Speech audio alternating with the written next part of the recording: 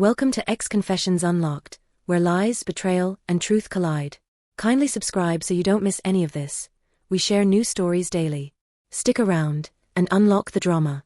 Now, let's get into today's story. He found out I cheated, in our own bed. I braced for the explosion, but instead, he looked me in the eyes, said nothing, and started pretending I didn't exist. No rage. No goodbye. Just cold silence that hurt more than anything else ever had. When I walked into the kitchen that morning and found Jack calmly stirring his coffee, I knew something was wrong. Not because he looked angry or upset. Quite the opposite, actually. His face was smooth, unreadable. No smile, no frown. Just still. He didn't look up when I walked in. Didn't say morning, or crack some dry joke about me sleeping in again. Just stood there, stirring his coffee, like I wasn't there. "Jack," I said, half laughing, testing the air. "You okay?" "Nothing." I tried again. "Did something happen?" Still nothing. He didn't even glance at me. And I don't mean that figuratively. He literally looked through me. Like I was furniture. Or a ghost. That's when my stomach dropped. Because I knew. Or at least, I had a sickening suspicion. I'd always thought if he found out, there would be yelling.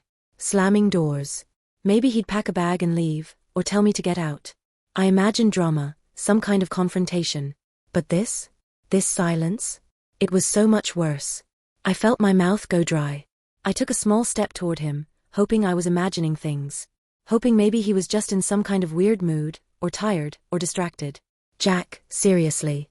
You're freaking me out. What's going on?" He picked up his coffee mug, took a slow sip, and turned his back to me as he walked out of the kitchen.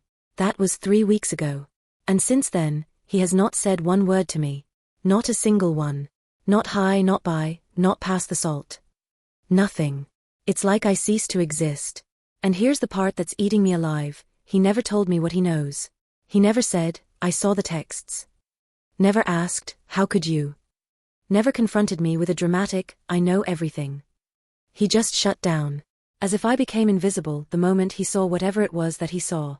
It makes me feel like a character in someone else's dream, present, but irrelevant. And here's the thing. You're probably wondering, well, did you cheat? Yes. I did. Once. And yes, it was in our bed. And no, I'm not proud of it. I'm not even sure I can justify it. But I'll try to explain, because I think understanding doesn't always equal forgiveness, but maybe it helps with clarity. It was a month before the silence started. Jack had been distant. Not cold, exactly. Just unreachable. He was working crazy hours, coming home late, barely making eye contact. We hadn't had sex in 2 months, hadn't had a real conversation in longer than that. At first, I chalked it up to stress. He works in architecture, and deadlines can be brutal. But something about the way he wouldn't look at me, wouldn't touch me, made me feel like I was vanishing in my own home. That's not an excuse. It's just the setup. Enter Matt. Matt was a mistake. A stupid, selfish, impulsive mistake. He was someone I knew vaguely through a mutual friend. We'd run into each other at a party. Exchanged a few Instagram messages. He made me laugh. He made me feel noticed. And one night when Jack was working late again and I was 2 glasses of wine deep and lonely in a way that felt sharp and hungry, I invited him over. I didn't plan for it to happen in our bed. That's the part that still twists my stomach the most. But I was caught up in the moment. I told myself Jack was pulling away anyway. I told myself it didn't mean anything. That it was just one night. That maybe Jack wouldn't find out. That maybe it didn't matter, because everything was already breaking. But then it ended, and Matt left, and the silence in the house was different. Louder. Heavier. My guilt came flooding in, thick and suffocating. And Jack? He didn't act like anything was wrong. Not at first. I almost convinced myself he didn't know. Until that morning. And now, it's like I'm being punished in the most excruciating way possible. Not with rage or revenge. But with indifference. With being erased. I've tried to apologize, even without knowing what he knows. I've said things like, "I don't know what's going on, but I'm sorry for whatever I did." I've tried to hug him, tried to reach for his hand. He always steps away. Quietly. Calmly. He still goes to work. Still comes home. Still eats dinner. He cooks for himself now. He doesn't sleep in our bed anymore. He moved to the guest room 2 days after the kitchen incident. He hasn't asked me to leave, hasn't said a single word about divorce. Just, exists beside me. Cold. Quiet. Like I'm a roommate he regrets subletting to. And the scariest part? A tiny, irrational part of me wants him to scream at me. To throw things. To call me names. Because at least then, I'd know he still feels something. At least then, I'd know I matter enough to hate. But this eerie silence? It's worse than hate. It's apathy. I've tried everything. I cleaned the house obsessively. I cooked his favorite meals, hoping he'd come sit at the table. I texted him while he was at work, just little things like hope your day's going okay, or I miss you. He didn't reply. Ever. I even tried writing a letter. A full, honest confession. I poured everything out, how lonely I'd felt, how sorry I was, how much I missed him. I left it on his pillow. He moved the pillow to the other side of the bed without touching the letter. Left it folded, unread. I found it the next morning on the kitchen counter, like someone returning a book to the library. No note. No response. Just rejection, wrapped in politeness. It's not that I expected forgiveness. But I didn't expect this. And now I'm stuck in limbo. Not single. Not married. Just floating in this weird cold silence, wondering how long he can pretend I'm not here. Some days I think he's playing some long game.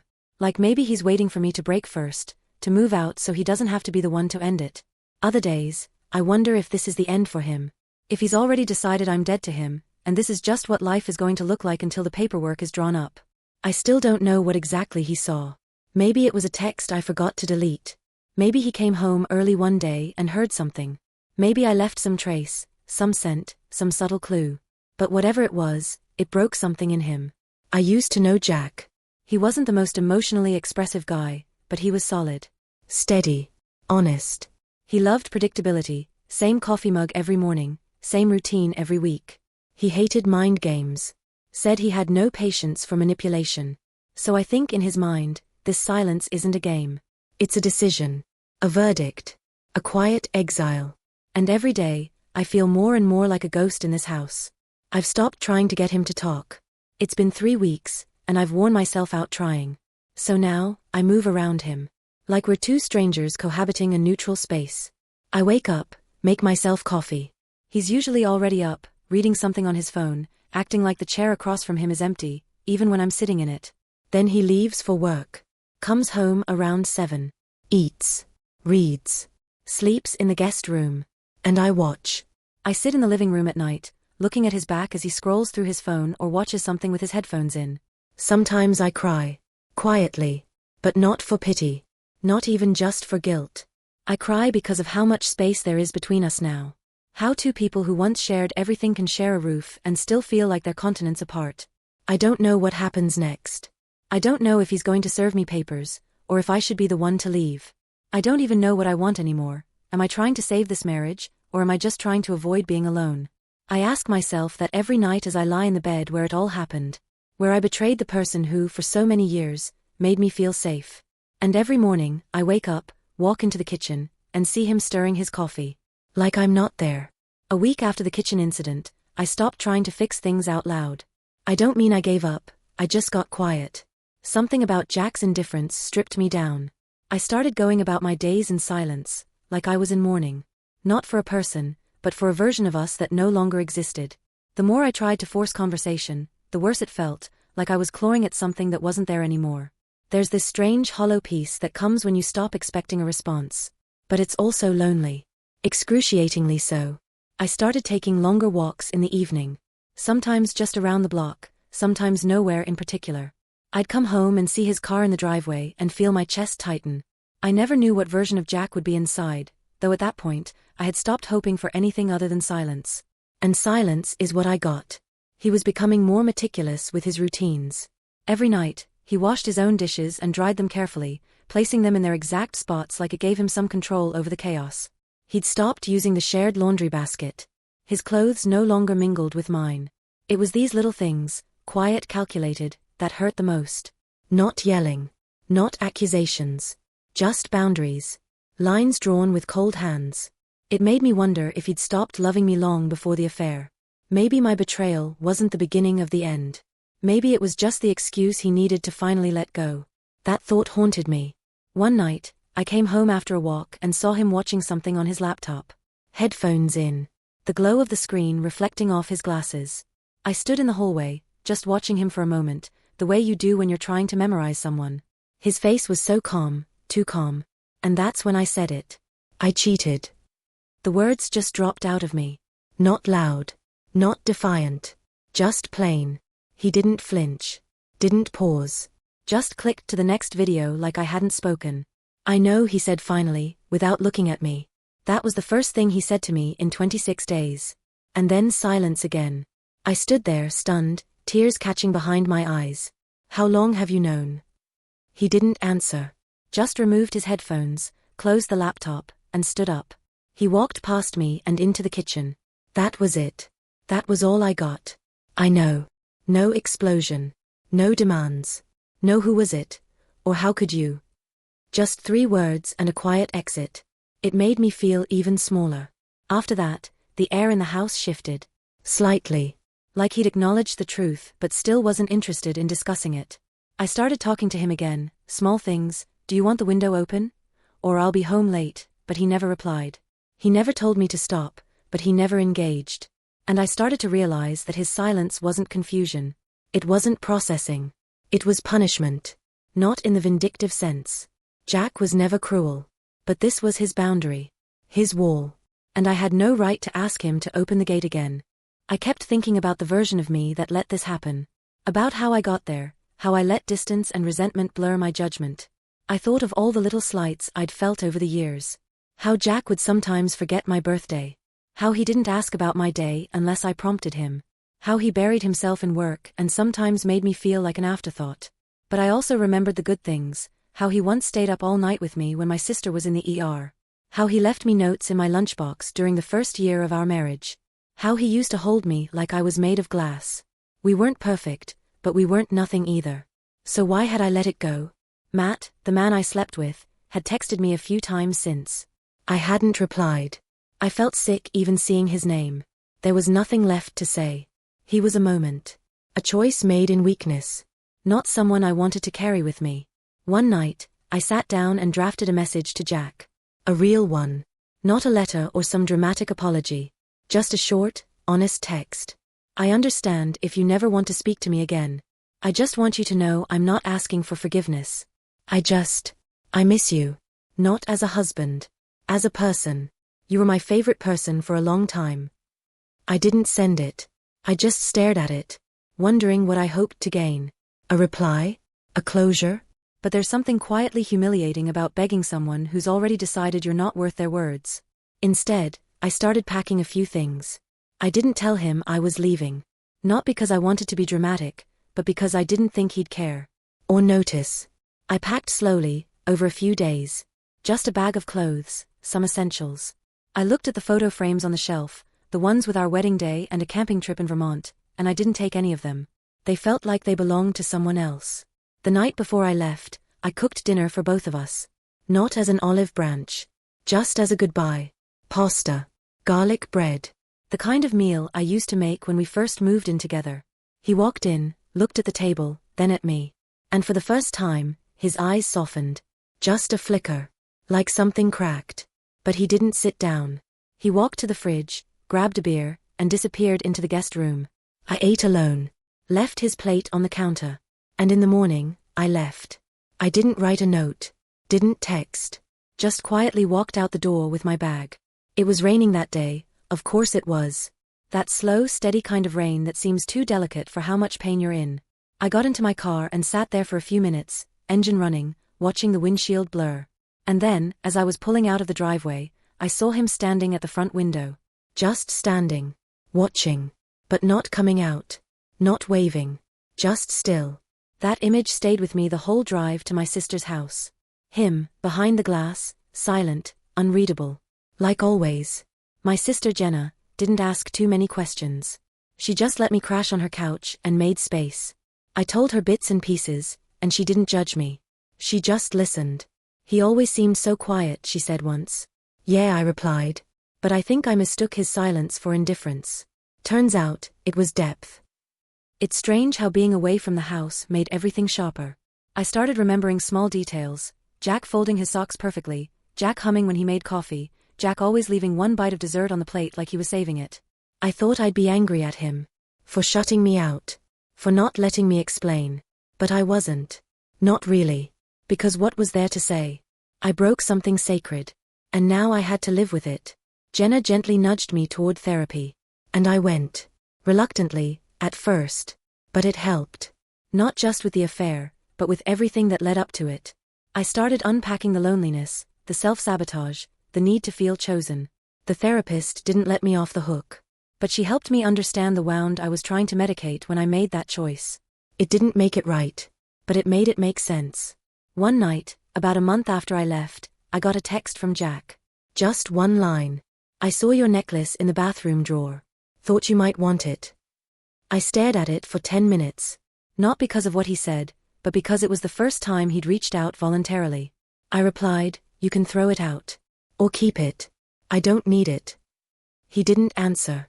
But for some reason, that exchange felt like a crack in the glacier. I didn't hear from him after that. And part of me was glad. Because I was starting to feel myself again, not the woman who cheated, but the woman before the resentment. The woman who laughed more. Who made banana pancakes on Sundays. Who didn't feel like a shadow of herself. I still think about him every day. Not with desperation. Just curiosity. Like, is he okay? Has he started dating? Does he still use the same coffee mug? I don't know if I'll ever hear from him again. Maybe that was our final exchange. Maybe the necklace was his way of saying, I'm still here, but I'm letting you go. Or maybe it was just a necklace. Either way, I'm not waiting anymore. I'm not frozen in that house, in that silence. I'm moving forward. Not with a loud bang. But with small steps.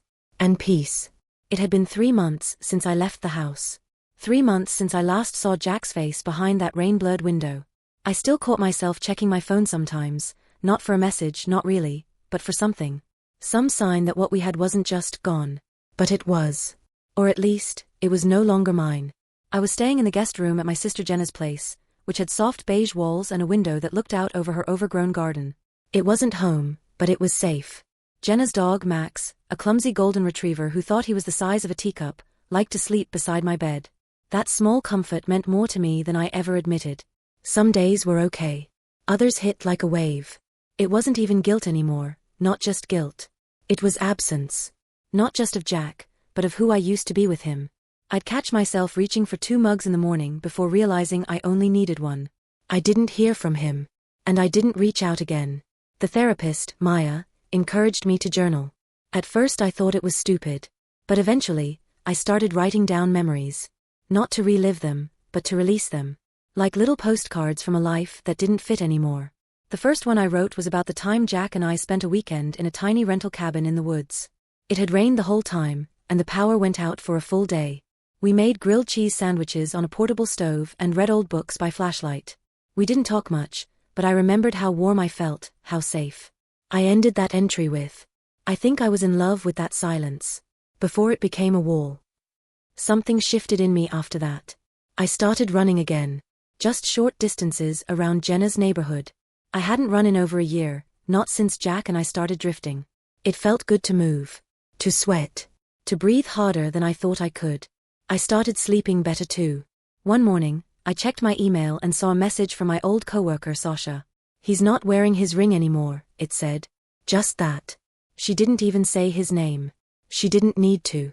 I sat with that sentence for a while. It shouldn't have mattered. But it did. I pictured him sliding it off, maybe setting it on the nightstand. I wondered if he hesitated. If it hurt. I never took mine off. That night, I finally did. I placed it in a small dish on Jenna's dresser and walked away. I didn't cry. I didn't have to. Letting go doesn't always come with a scene. Sometimes it's just the quiet click of metal on ceramic. About a week later, something unexpected happened.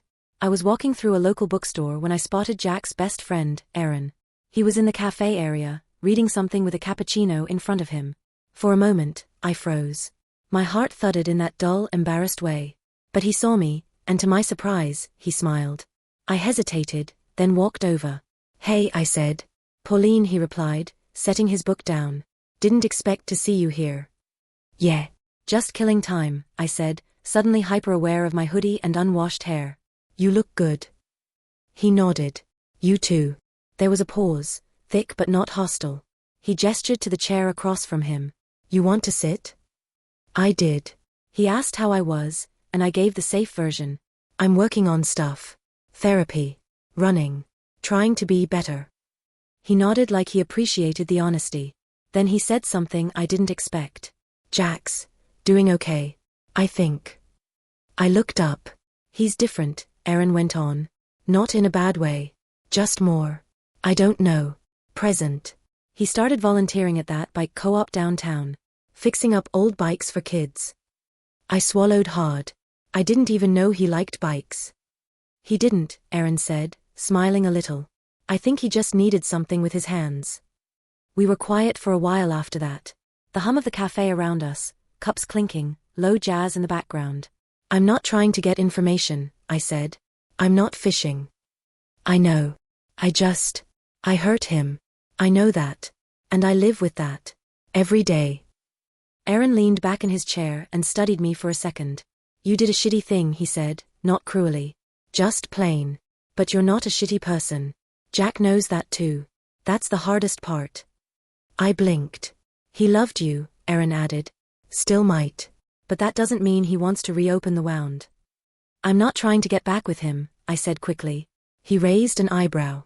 Aren't you? I didn't answer. When I got back to Jenna's place that night, I sat on the edge of the bed and thought about everything Aaron said. He wasn't wrong. Part of me still loved Jack. But it wasn't a desperate love anymore. It was something quieter. Like love you have for a home you can't return to, not because it burned down, but because you changed, and it didn't. The next morning, I took the ring from the dish and placed it in a small envelope. I wrote Jack's name on it. No note. Just the ring. And I mailed it to our old address. It felt final. But in a peaceful way. A week passed. Then 2. And then one afternoon, I got a text from Jack. Just 2 words. Thank you. That was all. But it was enough. The text came late in the afternoon. I was walking out of a dentist appointment, numb on one side of my face, when I saw it. Thank you. From Jack. 2 words. No punctuation. No emojis. But somehow, it felt like a door gently creaked open. I stared at it for a long time. I didn't respond, not immediately, not that day, not the next. Because I wasn't sure what to say. And because for once, I didn't want to respond out of need or guilt. I wanted to respond with clarity, when I knew what I meant. But it stayed with me. I found myself rereading those 2 words more times than I'll admit. Not because I thought it meant we'd reconnect romantically, I didn't, but because it meant something had shifted. He wasn't stone anymore. He saw me, even if just for a second. That weekend, Jenna went out of town for a work retreat, and I had the house to myself. It was strange how quiet felt different now. Not heavy, just unfamiliar. I made dinner, soup from scratch, something I'd never done when I was with Jack, and ate it on the patio with Max snoring at my feet. I thought about the night Jack found out. There are some moments your brain stores in high def. That one for me, is still sharp around the edges. He stood at the foot of our bed, holding my phone like it was something dirty. The look in his eyes wasn't fury. It wasn't even betrayal. It was like something inside him broke and he didn't have the strength to be angry. I read it, he said quietly. All of it. My throat went dry. I remember standing there in my robe, my damp hair still in a towel, wondering which message had given it away. Wondering how long he had known. Wondering if I should lie or collapse or run. I did none of those things. I'm sorry, I had said, because it was the only truth I had left. He just looked at me and said, I need to sleep somewhere else tonight. I had tried to follow him. Tried to explain. He didn't raise his voice. He didn't even slam the door. He just stopped seeing me. Like someone flipped a switch. And now, months later, he had said thank you. I finally texted back that Monday. I hope you're doing okay. That's all. Nothing more. No expectations. He didn't respond. That was fine. I hadn't said it to reopen anything, I just wanted to meet that moment with grace. Around that same time, something else happened. The man I had cheated with, Chris, tried to contact me again. It had been silent for a while after Jack found out. Chris had vanished, which in a twisted way, was a relief. But suddenly, there he was in my DMs, like a bad penny. Hey. Been thinking about you. Hope you're alright. Wanna meet for coffee sometime? I stared at the message with a strange sense of disgust. Not at him necessarily, but at myself for once finding any kind of comfort there. Chris wasn't a bad person, not in the cartoon villain sense. He was charming. Funny. He made me feel wanted when I was unraveling. But what we had wasn't love. It was distraction. It was validation in a crisis costume. I knew that now. I didn't respond. I didn't block him either. I just let the message sit there, unread. That silence said more than any reply could. Later that week, I ran into Jack's sister Melanie, at the farmer's market.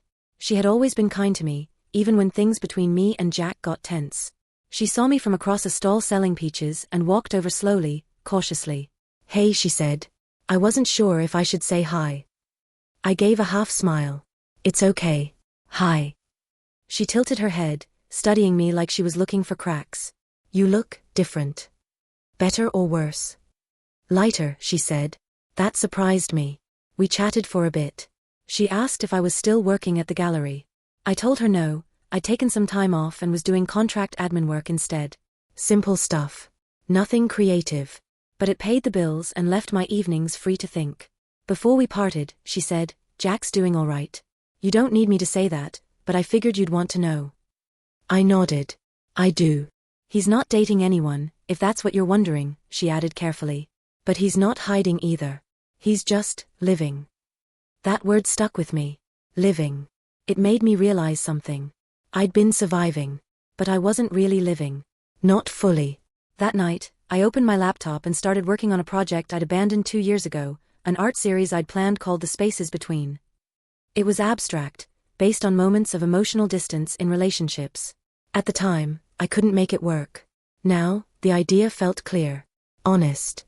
I painted until 2 a.m., listening to Phoebe Bridgers and letting my mind wander through every quiet corner of my past. I wasn't crying. I wasn't bitter. I was just there. In it. For the first time in a long time. A month later, I submitted a few pieces to a local art co-op exhibit. To my shock, they accepted too. Jenna insisted on coming to opening night.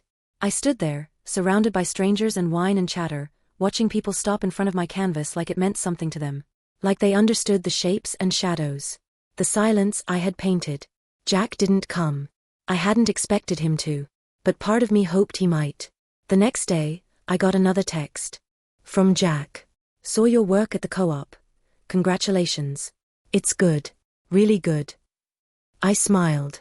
I didn't respond. Not because I was cold. But because I didn't need to anymore. Something inside me had shifted again. I no longer lived in the wreckage. I didn't hear from Jack again for a while after that last text. And I didn't expect to. That was the thing about closure. I'd always thought it needed to come from the other person. An apology. A conversation. A final reckoning. But over the past few months, I'd learned that sometimes, closure is just deciding you're done holding the rope. Letting go even if the knot never fully untangles. A few weeks after the art show, I went to the beach by myself. It was one of those early spring days that feels like summer is trying to arrive, but hasn't quite made up its mind. Warm enough for bare feet, cold enough to keep most people away. I brought a blanket, a sketchbook, and a little thermos of tea.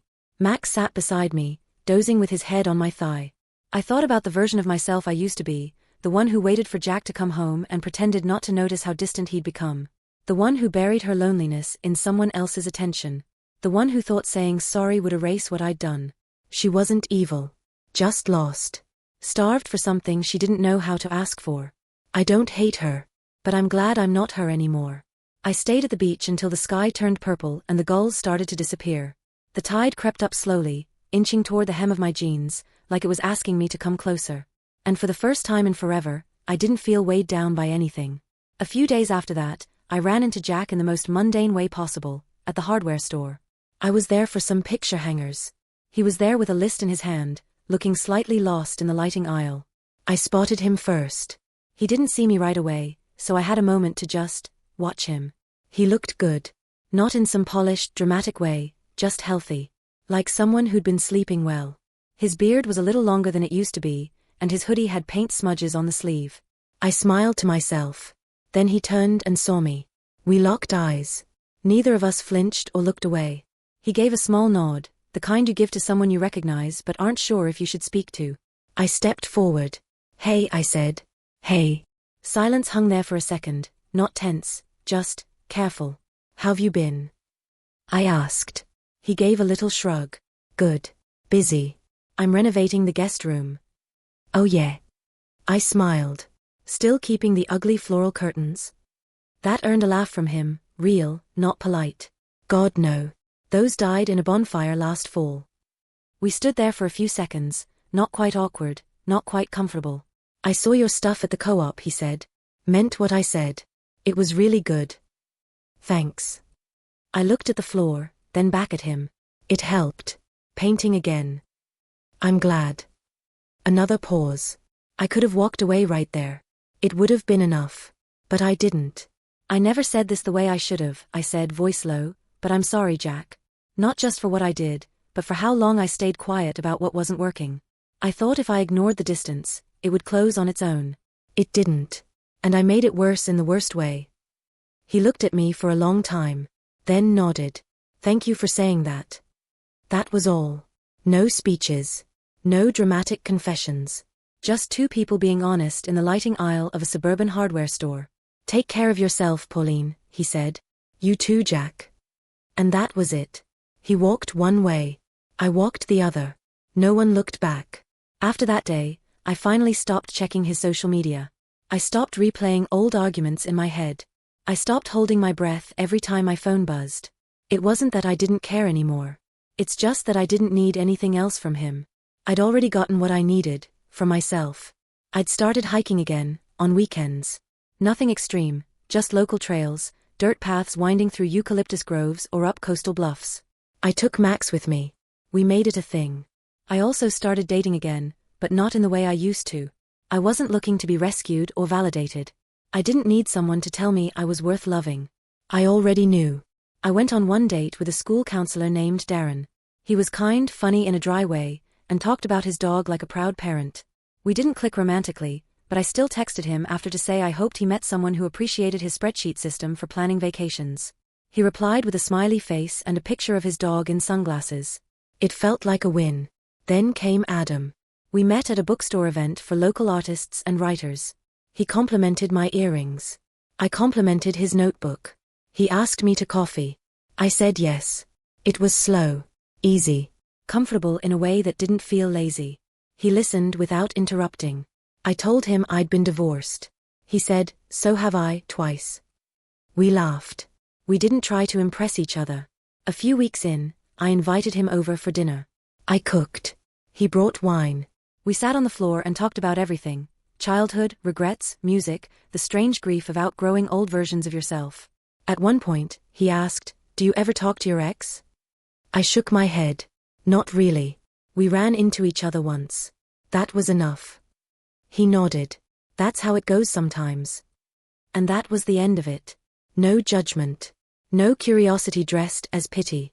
I wasn't in love with Adam. Not yet. But I could see something steady there. Something worth tending to. A few weeks later, I hosted a small gathering, nothing fancy, just 6 friends, mismatched chairs, and a big pot of curry. We played board games and argued about which decade had the best music. Someone brought homemade brownies. Someone spilled wine on my rug. It was messy. Loud. Perfect. At one point, I stepped back and looked around the room. Laughter. Warm lighting. People who showed up for me, not because they had to, but because they wanted to. I thought about Jack. About the house we used to share, and the silence that used to live in our walls. About the night I told a lie that ended everything. And then I thought about now. I had no idea what his life looked like. Maybe he was with someone. Maybe he was still fixing up the guest room. Maybe he was better. I hoped so. But I wasn't standing still anymore. I wasn't waiting for his forgiveness, or punishing myself for his absence. I was living. Fully, quietly, messily. And that, in the end, was enough.